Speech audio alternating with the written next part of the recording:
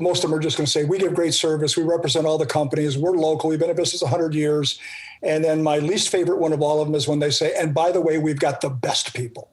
It's like a vortex opened up in the universe and sucked them all into your office. Look, I know you've got great people or they wouldn't be on your team, but I don't really think that if we did the whole universe, you've got the best people. Okay.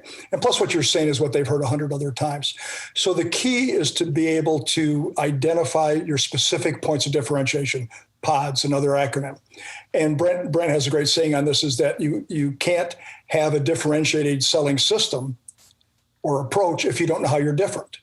So getting agencies and producers to say, all right, what are the things we do that are different? Well, you get a list of them. And our goal is that every producer, every agency has at least 5. So you'd be able to list those, but then that doesn't really matter unless it matters to the prospect, the future ideal client.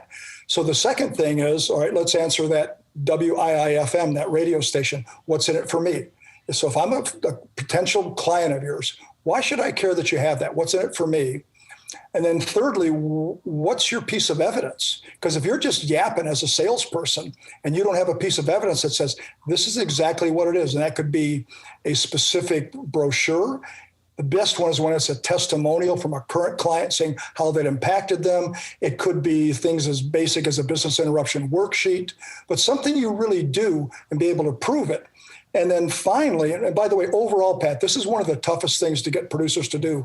Even in our mastery program, it's tough, okay? But it's a big differentiator. So it's the point of differentiation, what's in it for me? It's the piece of evidence, but then the all-important skill Brent mentioned, asking questions. What are the 2 or 3 questions you will ask that will create a pain issue in the prospect, where they're going to say, no one's ever asked me that before.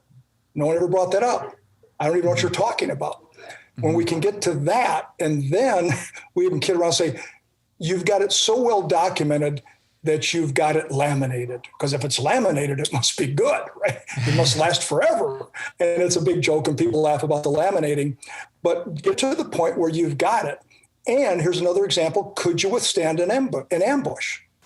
So if I'm the chief revenue officer, CRO, also known as chief reminding officer, but if I'm the CRO and I come up to you and say, what are the 5 points of differentiation? Why should I do business with you? If the producer can't do it there in an ambush, which we refer to as low risk practice, because high risk is out in front of the prospect where you show up, throw up, and blow up. Okay. But low risk is when you've practiced and you've been prepared. So if you can handle it there, you can handle it outside.